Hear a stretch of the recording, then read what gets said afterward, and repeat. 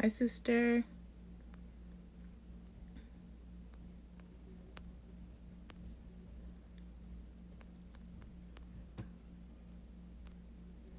Happy Sunday.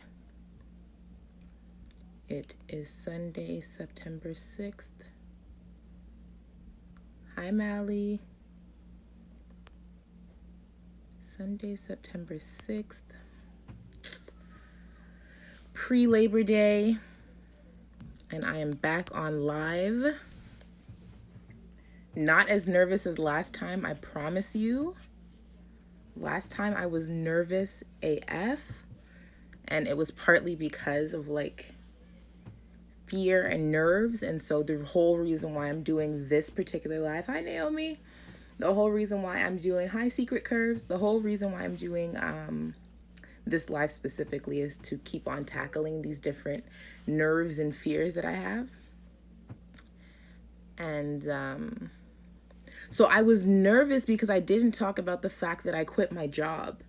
And around that time, I was nervous about letting people know that I quit my job because I think it's sometimes dangerous to put just anything out because you never know how people are going to internalize it. And I didn't want a whole bunch of people to like get, I don't know, triggered and make them feel like they should quit their job too. So I kind of wanted to hold it for a second because what if I regretted it after like a week and a half, you know?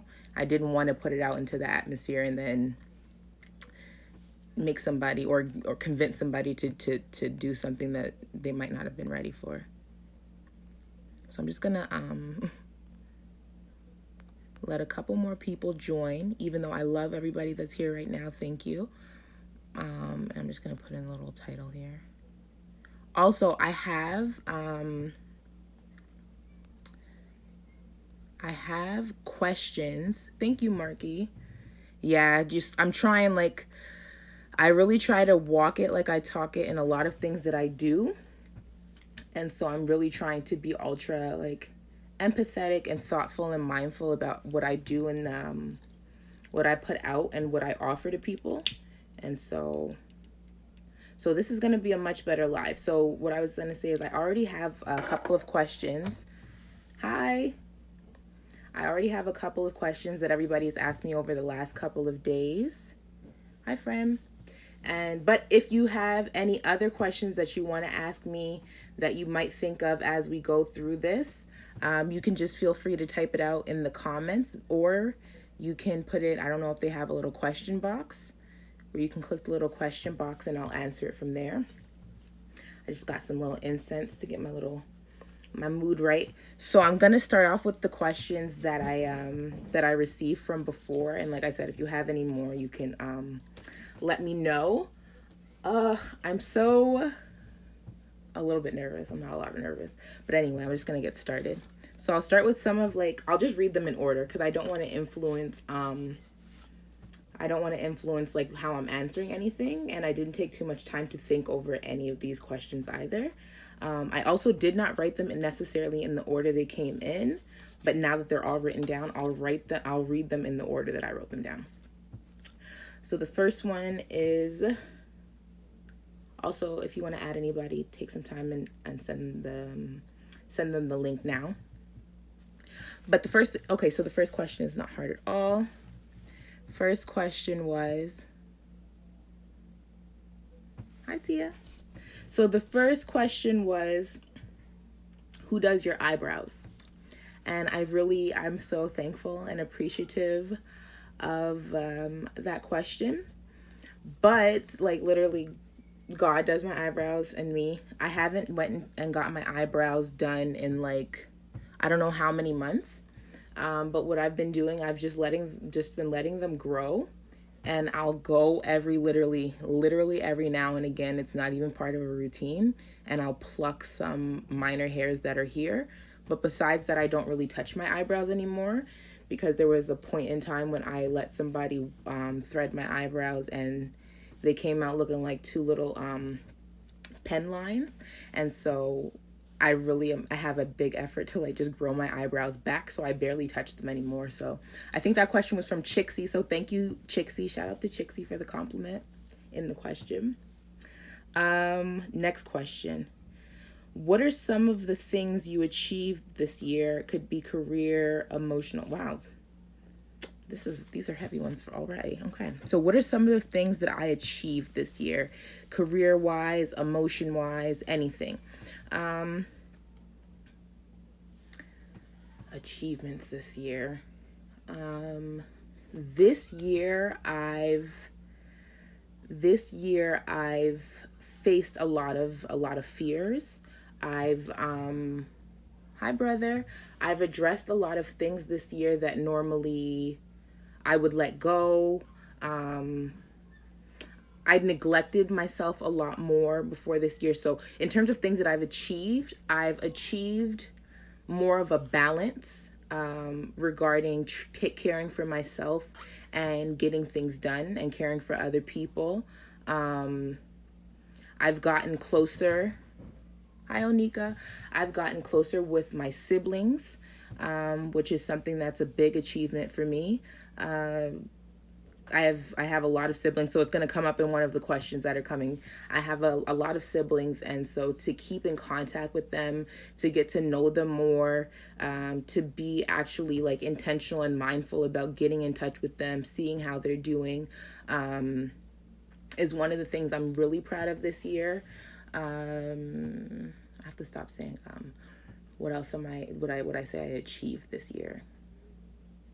I achieved overcoming being laid off,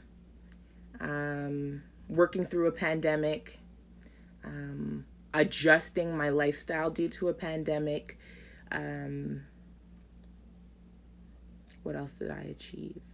Getting my finances in order. I start reading this book by Dave Ramsey at the end of last year called Total Money Makeover. And I've actually been able to create an emergency fund for myself. And so that's something I'm very proud of.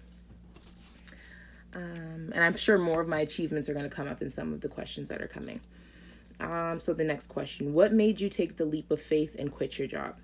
So for anybody who did not know, I did quit my job that I had, for a company that I worked for 4 years. 3 of those years I worked as a manager, but I made the decision to leave. I made the decision to quit my job. My last day of work was August 15th. I should have made a little list for this so I don't forget anything, but I'll mention some of the things that made me literally take the leap of faith and quit my job. The Alchemist. The book The Alchemist I got as a birthday gift last year for my 30th birthday from my cousin Dion. And I don't know if anybody here has read The Alchemist before, but it literally influenced my way of thinking after I read it. Like nothing that I looked at after reading that book looked the same to me. Nothing felt the same to me. It taught me to start looking for the signs. It taught me to start trusting myself more. It taught me to communicate with God and the universe. And if you really want something, you have to make a gesture. You have to make a gesture to show that you're ready for it. So one of the things that really made me take the leap of faith was getting in touch with that book and reading Santiago's story. And so it kind of led me to open my mind. And I'm the type of person that gets inspired by a lot of different things around me. And so that book was something that really hit home for me. I saw a lot of myself in the character, which a lot of people end up doing, but it showed me like, Carly, you are powerful. Something else that made me take the leap of faith and quit is that I often have an attachment to attachment to a false sense of security in things. So if something seems consistent, if something seems like it's good enough, if something seems like it'll do, it'll help me get by, it makes me feel like I don't have to worry, I don't have to stress at all, it's all right, it works for me. And I'm trying to work myself out of like a struggle mentality where I want to actually live more. And I felt like staying in the position that I was in, I wasn't allowing myself to really live. I wasn't allowing myself to see what I could get out of life. It's like I was living literally by society's norm, because society says like, you know, like graduate, go to school, graduate, well, most cases, right? Get a job, work that job to build your livelihood. And if you want more, you just get another job that's going to pay you a lot more, or you apply for different positions, or you have your job and then you have another job, because you know you always want to make sure security is there, and you want to make sure that you're investing in your retirement and all of these different things. And so I was forcing myself to not focus on my brand, not focus on the creative parts of me, not focusing on my health as much as I should have or could have, my mental wellness. So a couple of those different things made me quit. And the final thing, one of the final things that was really important for me, why I quit my job, is the fact that I was staying in a position that it was no longer serving me. Hi, cousin. I was in a position, or staying working in a position that was no longer serving me. I had gotten a lot of experience in my time working there. I learned a lot. I met a lot of good people. I networked. I got the opportunity to put my hands on a lot of things. So at that point, I had got from it what I needed to. And by me staying there and complaining about the state that I was in, I was also being selfish and holding up that spot from someone else that could take over that position and get all of the experience that I got. It would be their turn now to get into the position that I had, learn all the things that I've had the opportunity to learn, make the money that I was making, whatever it was. But someone was going to be able to go into that position actually grateful for it. And not to say that I wasn't grateful, but I had just recognized my time had expired. And it would be selfish of me to try to hold on to it anymore, because that all that time that I was sitting there, it was keeping someone else from being promoted. And so, that was one of the most important things, and that was a way for me to be settled with it, because a lot of the times I feel guilty if I do things only for myself, and so I have to see how it ends up helping somebody else. And that was a really important realization that I had, is that I needed to open up that space for someone else. Exactly. And then also I needed to let it go so I could open it up for the next place that I was heading. There's certain indications you have to put out into the universe and let God know, like, I trust you, I have faith in you, and so this is what I'll do to make sure that you know that I really trust where you're taking me in my life. And it's so crazy that just before, like literally in January, I had a long conversation with one of my older brothers, and I said to him, I want to feel like God is directing my every move. And literally from January through now, there's a lot of things that have just been placed into my life, and different things that I've experienced in 2020 that have shown me, like, trust God, have faith, and like have like blind faith sometimes. Next question. What is still on your to-dos in the coming months and beyond? So I'm definitely going to go a lot harder when it comes to my brand. As of right now, I'm solely working for myself. And so that means my income is coming from what I sell. My income is coming from the merch that I'm able to produce and sell to everybody. So I'll definitely be working on bringing more stuff out for the fall for merch. So merch for the fall, merch for the winter, I'm definitely going to be coming out with. I have some other creative ideas up my sleeve that'll go well with the fall. But then also some home goods too. I'm thinking about doing posters, also some digital products like ebooks, whether it'll be like with my poetry, or whether it'll be some like advice or storytelling. I'm not quite sure yet. I need to get centered on that a little bit, but definitely I'm going to be pushing a bunch of things, a bunch of products, whether it's physical or digital. The plan is to grind, and align with what my true purpose is. And not only that, the other side of what I want to do for the rest of this year is continue in my emotional growth and my mental growth. This quarantine has allowed me to really look and address like my shadow side, the things that hold me back in life, the parts of my inner child that still need to be tended to and raised.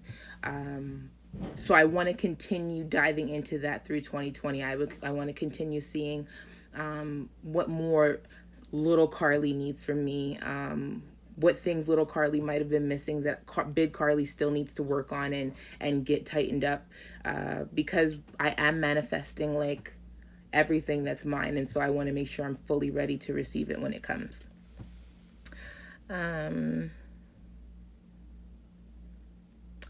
Okay, no, I'm going to skip this one because now look on. I'll come back to the last two questions because, yeah. No, I lied. I'm going to follow what I said in the beginning. What are your aspirations? Okay, so I have a lot of aspirations.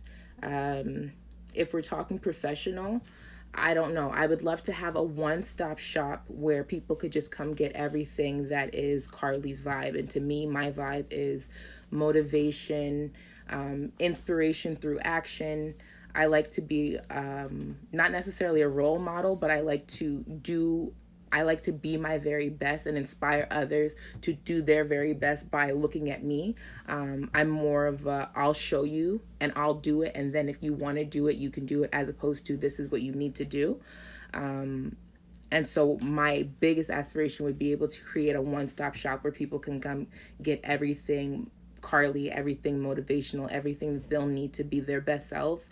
Whether that's a space where they can come sit down or they could work, whether that's life coaching, books, meditation cards, just everything.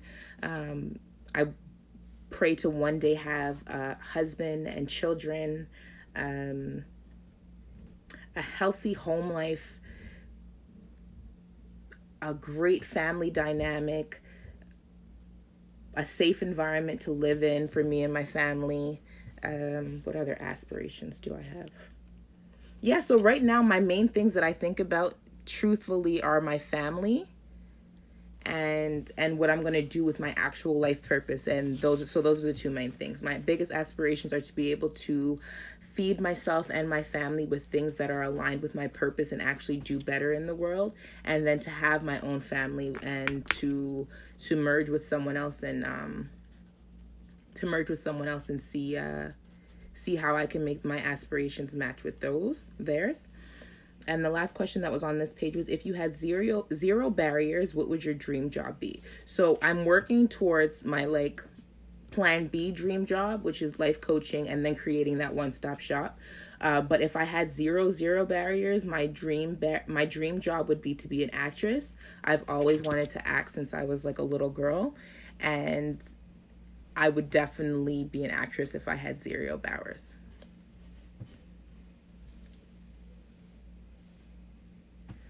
So in terms of what you missed, Chixie, I'm going to be posting the live here. I'm still answering questions. I did answer your question, though, about my eyebrows.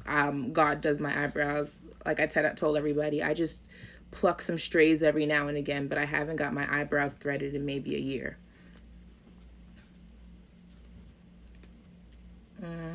Next. What's your favorite kind of music to listen to? My favorite kind of music to listen to overall is, I would say, R&B, because I love melodies. I love the storytelling. I love the way that when you're singing, like with R&B, you can play with your voice. You can play with different tones. You can play with how you sing on the beat, the words you use, the tempos that you play within the song. So I really love R&B. My favorite kind of music to listen to is R&B, but I also really love hip hop. I love New Orleans bounce music. I love some pop stuff. I like folk stuff like Hosier. I love Hosier. Maren Morris. So I really like some real live R&B, but then I also like some off the wall things every now and again too. I also really like jazz and blues, but I want to get into that more. Leon Bridges is one of my favorites. Jazzy, I Know You Feel Me. But yeah, literally music is everything. One of the questions that came up next, where are you from? Where are you from? Always gave me intellect, Brooklyn or Queens vibes. And that is hilarious because I'm from Montreal. Look at Instagram telling me I did 5 hours. So it's funny that I'm from Montreal, Quebec. I'm from Canada. But I lived in South Carolina when I was really young. And both of my parents are from the States. My dad was born in Philadelphia. My mom was born in Harlem. But they both came up in Harlem. And so maybe that's where I get that influence from. Also, I travel to New York very often. I travel to Harlem a lot. And so I think that kind of influences my vibes a bit. But it's so funny because when I go to New York, you can clearly tell I'm not from there either. So I'm kind of like a blend of a lot of things. Okay. Who are my biggest inspirations or influences, not family? So, in terms of influences, I'll name actual people. So, some people who really influenced me throughout my life, I'll say, like, when I was really little, Oprah. She was like the standard for me. Oprah just seemed like perfect. I love the fact that she could carry conversations with a whole bunch of people. Um, yeah, Oprah was it for me. And then plus the fact that she was able to act, and then she opened up a school, and then I found out she was like hella rich. So Oprah was a big inspiration for me in terms of what a black woman could do and the type of respect that a black woman could own and garner. It is your question, Naomi. Shout out to you. Um, who else has been an inspiration to me? Um, just off the top of my head, or some influences. Um, Jay-Z. I love Jay-Z as a rapper. His lyrics really have inspired me throughout the years to like for what type of standards I want to set for myself, what type of qualities I admire. He's really big. Obviously Beyonce, but on a different type of level. Who else influences me? Some other people that influence me are I can't say family. Nitsi Myth, I think is how you pronounce her name, but she's an artist from Montreal. I really like her vibe. I like her energy. I just love the way that she draws. I love the way that she sketches. Yeah, I love Nitsi. What else? Who else? Sonique Saturday is a designer, and she makes these bags that you all have probably seen. It's like you fake like this Birkin, you fake like this Kelly. She's somebody who really inspires me and shows me like what I would be able to do when it comes to my brand eventually. But I just love the fact that before, I think she only used to open up shop on Saturdays, and so that's where like the Sonique Saturday came from. But yeah, that's just a few off the top of my head. Like I said, I didn't really think too deep into these questions beforehand, but I'll probably come up with a million more and I'll kick myself later. But for now, that's who I'd say. Yes, Chixie. So I'm just answering questions. If anybody has any more questions, you can click on the little question box and ask me more, and I'll answer it. What else? What do you think is the biggest misconception about you? So, this one, when I wrote it down, I was like, oh my God, I don't even know. I don't know what people perceive me to be, so I don't necessarily know what the misconceptions might be. But I think one of the biggest misconceptions that people have about me is that I'm like extra innocent. And I think it kind of gets in the way of like what people expect me to say, what people expect me to do, what type of decisions people expect me to make. I feel like people really have me pegged out, I think, to be some really, really innocent, docile do-gooder. And not to say that I'm not a do-gooder, because I do like, hi Flora, not to say that I'm not a do-gooder, because I do like to follow the rules in most cases. I do like to do what's right. I do like to do what's kind and honorable and all of that. But like, I have a whole personality, and I don't like, I'm fun, I'm funny, I'm wild, I know how to have a good time, I know how to hype up the place, I know how to get people twisted, I know how to get people sober again, I know how to do it all. And so I think one of the biggest misconceptions about me is that I'm just like a square. And to be honest with you, I appreciate that misconception a lot of the times, because it allows me to, and I think this is also a reason why I wanted to do something like a Get to Know Me, is because it has its pros and its cons. So one of the biggest pros that I used to love about people having that misconception about me is like, it would give me a different type of because people perceive me a certain way, they showed me a certain type of respect. And so certain things people would never do around me, never say to me, never even consider bringing my way, because they're like, no, Carlie's not with that. So a lot of times it helped me avoid a lot of BS, and it helped me avoid a lot of drama. And it helped me look good in a lot of people's eyes. But on the flip side of that is allowing people to keep that misconception up of me and having them think, Carlie's this do-gooder, Carlie likes to do this a certain way, Carlie likes to do that a certain way. Now they're treating me based on their perception.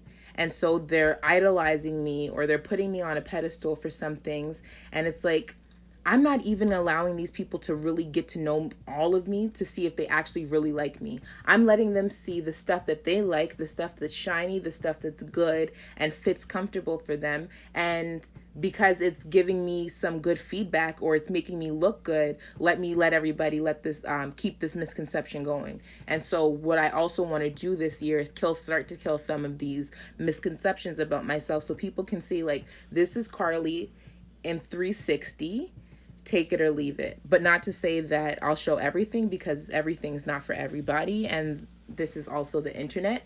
But a lot of the people who are my closest people that know me in real life know all sides of me. It's not like they'll be shocked to see it. Right, like the representative of myself, and I don't want to do that anymore. I want to live out loud. I love the feeling of not having heavy weights on my chest from like covering up parts of myself, denying certain parts of myself. I like the feeling of freedom, and especially since quitting my job this year, I can only imagine the list of more things to come that I'll be shedding and purging throughout the year, the rest of this year, to make sure that I'm feeling really free and like peaceful in my mind, because nothing, and I do mean nothing, can compare to feeling free when you wake up in the morning and when you lay down at night. And so I'm kind of getting addicted to that now, and so I want to continue on that path. I no longer want to, like you said, Mally, I no longer want to be a representative of myself. I just want to be Carlie, period. And then you take it or leave it. Mm-hmm. Has your definition of success changed now that you're 30? Oh yeah, absolutely. 30 has been an eye-opening year. I just turned 31, 5 days ago. So, the year of me being 30, a lot of stuff went down. Success for me now is really about health, mental wellness, having healthy support, being healthy support for other people. Like my definition of success now is like, do you take care of yourself and do you honor yourself? Do you do work that honors your spirit and actually gives back and helps other people in the world? Do you look after your family? And are you supportive of your family and your loved ones? It's not about so much money anymore, or materials, or reaching a certain status. It's literally about like living healthily and freely and in the world, and trying your best to make sure that you can pass that feeling along to as many people as possible. So my definition of success has totally changed since I've turned 30, and I think it's also going to allow me to go through my 30s, at least I pray, it'll allow me to go through my 30s feeling a lot less stressed and way more in control than I did in my 20s. Because in my 20s, when I look back, even though I held myself pretty well, I was like a chicken with my head cut off in my 20s. I didn't know what I was doing. I was making decisions like, what do you say, like off the cuff. I was making these decisions. I was very scared. I was very nervous. I was living for a lot of other people. I was doing things I did not want to do. I did not like doing. I did not feel comfortable doing, all on the aim of like these false things of success and a certain image that I wanted to maintain, because I also thought that a certain image is what would give me the type of success that I wanted. And I don't want to be successful. I don't want people to hold me in any high regard if they don't know all of me. If they don't know all of me, then don't give me any acknowledgement for it.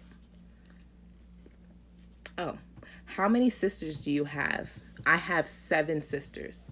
I have 7 sisters and I have 8 brothers. One of my brothers passed away this past November. But in total, there's 16 of us as siblings, and there's 8 boys, 8 girls. And with the exception of one brother, we're all C's and K's. Oh, last question, you guys. This is the last question. So if you have any more, you can type them in. But if you don't have any more, then after this question, we'll probably just talk for a little while and then I'll be off. The last question is, what are your favorite books? My favorite books. So I've been slacking. But I need to like splurge a little bit. I really just love fiction novels from Black authors. So books from people like Zane, Mary B. Morrison, Mary Monroe. Am I forgetting some people? Sister Soldier, of course, but who am I forgetting? Eric Jerome Dickey.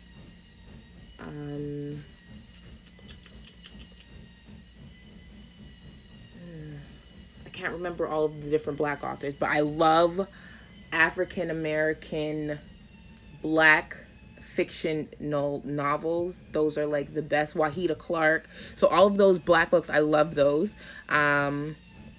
I like books that are gonna open your mind up and make you think differently about things. So like I said, The Alchemist.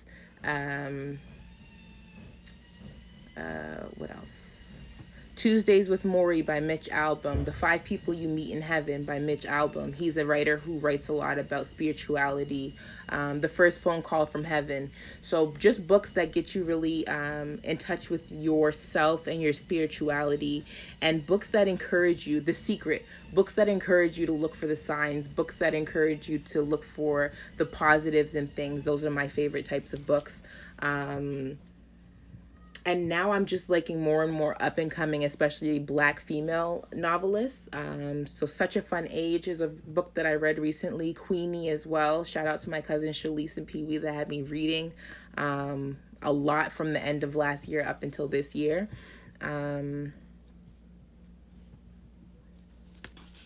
I'll definitely, so what I'll do is I'll try to think of like at least a list of 10 books, and I'll drop them after this, because what I'll do is some of the questions that are still lingering that I think are worthwhile too, I'll make a bullet point so people can scroll through that as well. I will definitely add the names of those books later. They were Soulmates Dissipate, that whole series. I'm gonna let you know about it. What does my life look like 5 years from now?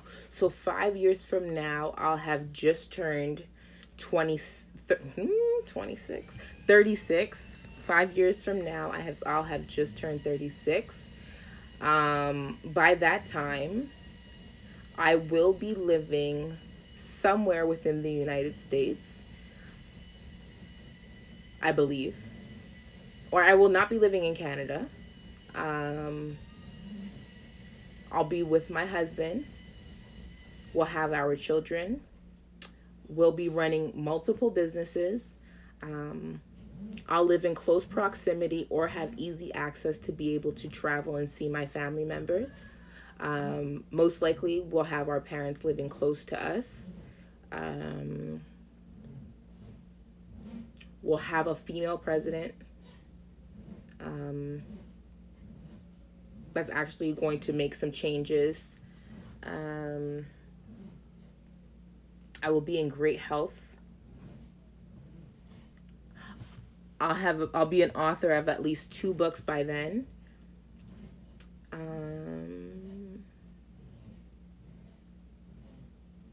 And I'll just be like giving back. I'll be giving back. I'll be so philanthropic, it's gonna be disgusting. Like, I'm gonna have benefits and giveaways, and I'll just be giving back in any way I can. Where do you hope to travel to sometime soon? Truthfully, I would love to travel to New York City because I have a lot of family there. I'd love to see my dad. Love to see my siblings, the ones that are in New York at least, and then from there, I would do a little tour within the United States. But outside of that, one of the places I would love to travel to would be Puerto Rico again. Any tips for taking a leap into your dream career wise? So, some of the things that are helping me and have helped me is I had to just really ask myself, what do you want your life to look like? What do you want your life to look like? And what do you expect out of this life? I got tired of surviving or having a survival mentality, and I wanted to see, like, okay, so I want to live, but what does life look like? How do I make money? How do I feel happy while also making money? That was one of the things that I had to think of. That's one of the things I had to think about, because number one, when you're thinking about a dream or you're thinking about a career, you're thinking about the way that you're actually going to be able to feed yourself and take care of yourself, right? So I thought about, what do I want my life to look like? What are my capabilities, or what am I willing to put work into that can even help make me some money? Um, I also thought about, let me reread the question. Taking a leap, seeking inspiration, getting to know other people who have taken a leap of faith once or twice too, looking at people who are in the same field that you want to be in, who have whose paths or personalities seem similar to yours, looking at what they did, how they got started in the industry that they're in, what are some of the risks that they took from it. Really tapping into yourself, getting to know yourself through and through, because when you're taking these types of risks, I was just saying the other day, it's being able to handle whatever is going to come next, because it's not going to be easy. The moment you decide to take that leap of faith, you might have literally 100 people staring right back at you, telling you that's not the right thing to do, that's not the right step to take. So first things first, it's say owning it for yourself, trusting yourself, and really trusting that you know where you're going, and that you will put in all the work that's needed to get there. Something else that I think is very important, and I would never neglect to tell anybody, is making sure that you have some type of savings saved up. Some people I've heard of, they move to a new state with $23 in their pocket and all of that stuff.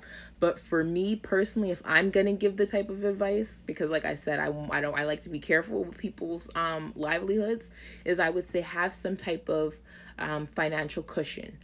Have some type of financial cushion to sit on and to hold on, so that when you do take that leap of faith, when you do move on to something where the income's not necessarily going to be coming in right away, or it's not going to be fast necessarily, or it doesn't seem like it's going to take it seems like it's going to take a little bit longer to get some type of steady income coming in, you want to make sure that you have a little bit of cushion, so that way that's your safety net. That way there's something there to let you know you don't have to look back. You don't have to go back to doing the things that you were doing before.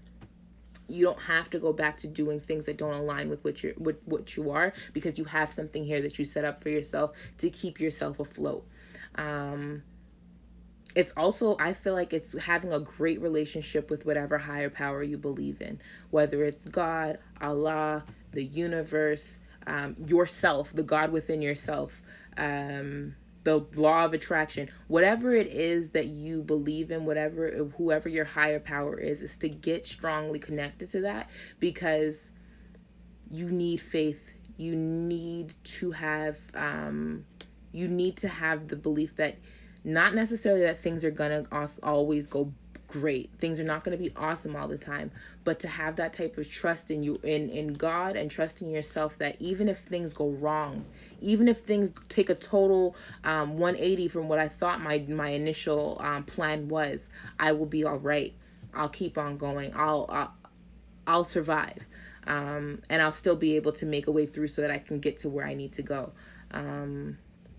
Those are some of the things I say, but really getting aligned with the right people. I think one of the biggest mistakes that a lot of people make is staying around the people that they know and they're comfortable with, but not necessarily being around the people that are going to help them grow. When you're in your comfort zone, it's comfortable, it's easy, it's manageable. But sometimes when you really look deep and down inside of yourself, you're not sometimes happy in the comfort zone. There's some things that you want something to scare you. You want something to challenge you. You want something to shake you up a little bit. And a lot of the times you don't get that in your comfort zone. And you don't get that sometimes if the people around you are in their comfort zones as well. I think it's important to be around people who push you, people that inspire you, people that make you look at what you're doing and say, you know what, I can go a little bit harder. And also people that are not going to be necessarily yes men, but people that understand the path that you're taking and believe in it. Because the people who believe in where you're going are not necessarily going to say yes to you all the time, but they are going to be supportive of you. Even if they have to give you constructive criticism that might be negative, even if they have to tell you different things that you maybe need to pull up your socks on some things, you have to get around people who, exactly, you have to be uncomfortable. You have to be uncomfortable. And so right now, this is one of the things that I'm doing is I'm putting myself in uncomfortable positions. I'm someone, like I said, who likes to reserve a lot of my business. These questions, luckily, none of them were really too crazy, or too, what's the word I'm looking for? Too invasive. But I want to start putting myself out there more. I want people to start getting to know every part of me more, and then see if they still rock with me, because some people might fall off. Some people who really love me now might not like me by December, and that's fine, because I want to make sure that I'm getting more and more aligned with the people that are actually for me and people who really feel like I have something to provide them as well. Yes, Chelsea, it's true. When you move, sometimes they say sometimes the biggest thing is, even if you plan on coming back to where your hometown is, it's always great to move and get out of it for a little bit so you can see things with different eyes. If we stay in the same place for too long, we're never gonna know what new there is or what else there is to offer. What is your love language? What love language do you feel will compliment you most in your mate? So I think my top two love languages are, hi Fatty, my top two love languages are acts of service and quality time. I really like, I these days I appreciate when my load could be lightened. Before, I was really more of a do it myself type of person, but now, especially in a partner, I would love for someone to provide acts of service for me. Acts of service of all kinds. I'm not opposed to any of it. I love when someone's able to relieve me of pressure. I was just telling someone the other day, my next relationship, I really want to feel like a woman. I want to feel light. I want to feel airy. And so hi Alexia, one of my main love languages are acts of service, and then also quality time. Not just like, just spending time. Sometimes it's nice to just sit in silence and chill and relax, but also spending time doing things that I like to do.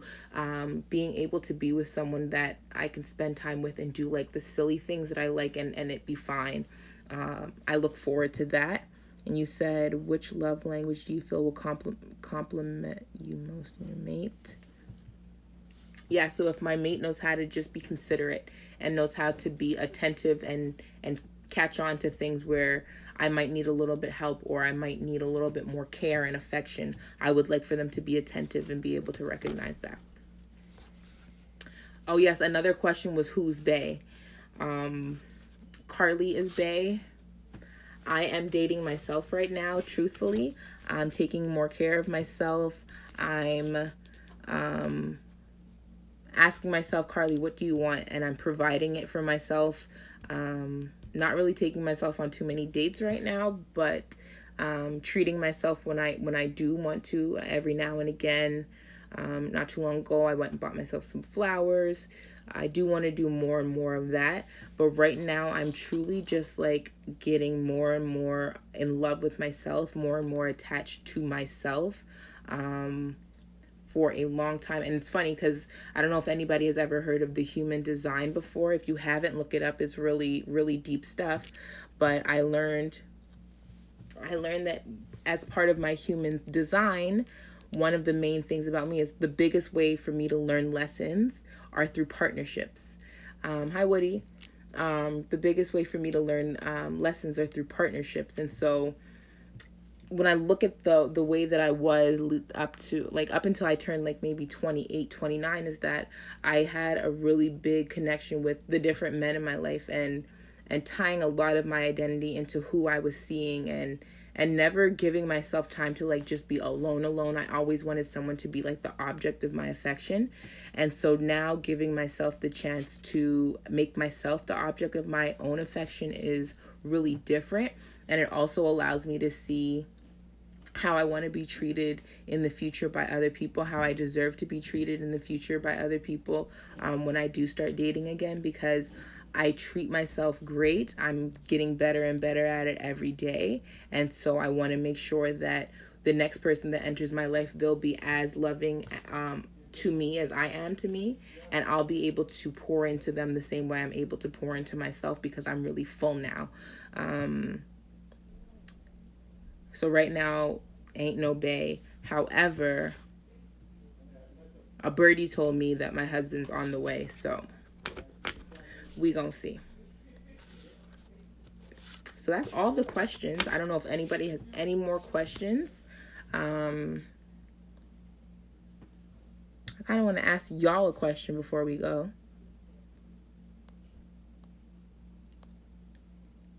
Is there anything that shocked you? Out of the questions that I answered today, is there anything that shocked anybody? Because I feel like, no.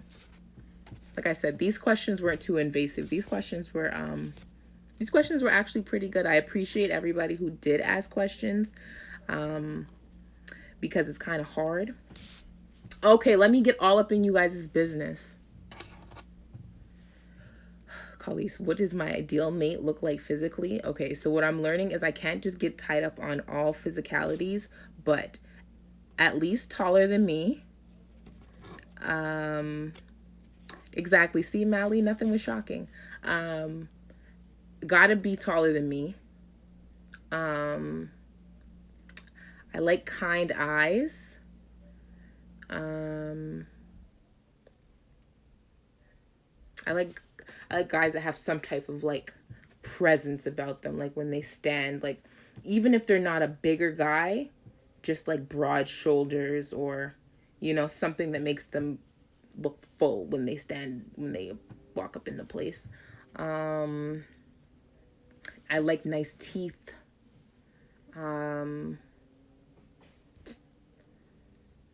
Nice teeth. What else? Like I said, it's the eyes, the lips, and the teeth that really get me, as well as their presence when they walk into somewhere. So like broad shoulders or just a big body. Those are some of the physicalities I like in my ideal mate. What would people be surprised to learn about me? Girl, I don't know. I don't know. Oh, I had hip surgery when I was little. So when I was in like grade 4, I had to have hip surgery on my left hip, and then in grade 5 I had to have hip surgery on my right hip. So currently I have like 2 rods that go like this in my hips right now. So since I was like 10 or 11, I've lived with rods in my hips like that. Hidden talents. Let me see. What are some of my hidden talents? I feel like I'm a little bit handy. Like when I was little, I was like the baby handyman in the house. What other hidden talent do I have? I wrote a rap the other day. And it was kind of actually fire, but I'm not a rapper. But that is, that is something that I've just discovered. I like to write music, period, but I never put it out at all. I don't know if I would even call it a hidden talent, because it's not something I'm very confident about anyway, but it's something that I do when the mood strikes me. I also have photographic memory. So a lot of the times if I can look at something and take my time and focus on it for a little while, if you give me enough time, I might be able to like recite it. I'm definitely not a rapper, Jazzy. If you give me some time, I might be able to recite it for you. Or if you ask me some questions based on what I read on a paper, I'd be able to answer the questions. I actually saved my damn university career because there was this class that I literally didn't go to for the whole entire year. And then my nerves and anxiety got the best of me to the point where I wasn't going to go to the final exam. And I contacted my friend. She's like, Carly, literally you have one more class to do after this year. If you do not do this, not only will you not, not only will you fail the class and have to take another elective, that's 300 something dollars out the window. So I'm like, damn, what am I gonna do? I went online and they have these like my course notes or something like mycoursenotes.com, and I went and found, like, because the type of exam it was like an essay exam. They give you like four of the questions beforehand, but two of the four are going to end up on the exam or something like that. And so what I did was I went and looked up that course online. I saw they had 4 essay questions and they had the answers to all 4 essay questions. This is bad that I'm saying this. So it cost like $30. So I had this little Visa debit card. I paid for the course. The questions and the answers. And I think I had like an hour up until when the class was there. And I got these 4 different colored highlighters. I got a blue, a pink, a yellow, and an orange. No, a blue, a pink, a yellow, and an orange, I think, highlighter.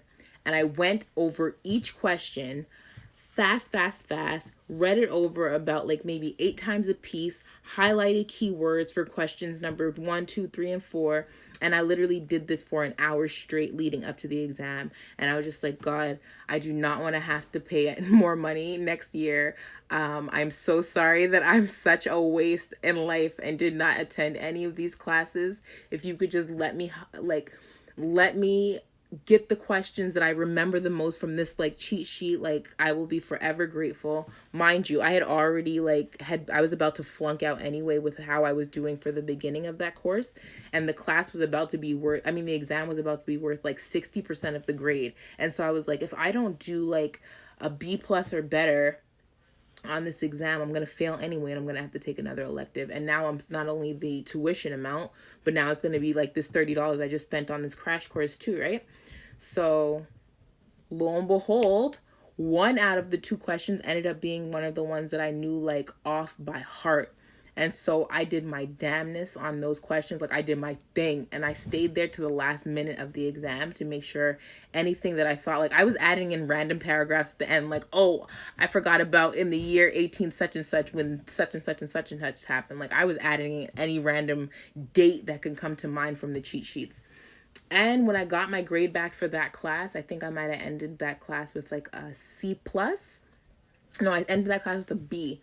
And so that let me know that I probably got like a A- on that exam. So that's when that's one of the times where my photographic memory really came in clutch. Because without that, woo, it would have been a different type of time. So that was one time when it helped. Listen, if the professors are in here, it is what it is. I already graduated. Listen, I got worse stories. One day, remind me to tell y'all the story about how I helped like half of my class in Dawson pass their final exam. Because one thing about me is I like to share, and I often did really well in school. Not to say without trying, but some things just came to me easily. And so I was always about spreading the love per se. So remind me another time to let y'all know about the time where I helped half my class pass their final exam at Dawson. Yes, I do have some questions for you guys though. I want to know